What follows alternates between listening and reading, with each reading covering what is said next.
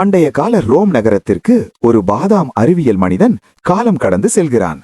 அங்க மிகவும் பரபரப்பான கடைவீதிகளில் தன்னுடைய கண்டுபிடிப்பான பாதாமையும் அறிமுகப்படுத்தினான். இதன் பெயர்தான் பாதாம். இது உங்களின் கடின உழைப்பிற்கு தேவையான சக்திகள் அனைத்தையும் வழங்கும். இது ஒரு பருப்பு வகையை சார்ந்தது என்று மார்க்கெட்டிங் செய்தான் மக்களிடம். அதை பார்த்த மக்கள் முதலில் வியந்தனர்.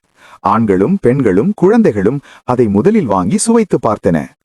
பாதாமின் சுவையும் சக்தியும் மக்களுக்கு மிகவும் பிடித்துவிட்டது. அடுத்ததாக அந்த கடைவீதிகளில் தனது பாதாம் கடையை திறந்தான். மக்கள் அனைவரும் அலைமோதிக்கொண்டு தன்னிடம் இருந்து நாணயங்களை செலுத்தி பாதாம் பருப்புகளை வாங்கிக் கொண்டு சென்றனர். பாதாமின் சக்தியின் ரகசியத்தை அறிந்த மன்னன் பாதாம் மனிதனை நோக்கி வந்தான். முதலில் பாதாம் மனிதன் மன்னரை பார்த்ததும் அஞ்சு நடுங்கினான்.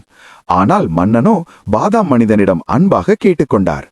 இந்த பாதாம் பருப்புகளை என்னுடைய படை வீரர்களுக்கும் கொடுத்து அவர்களின் சக்தியை நீ 100 மடங்காக அதிகரிக்க வேண்டும் என்று கேட்டுக்கொண்டார்.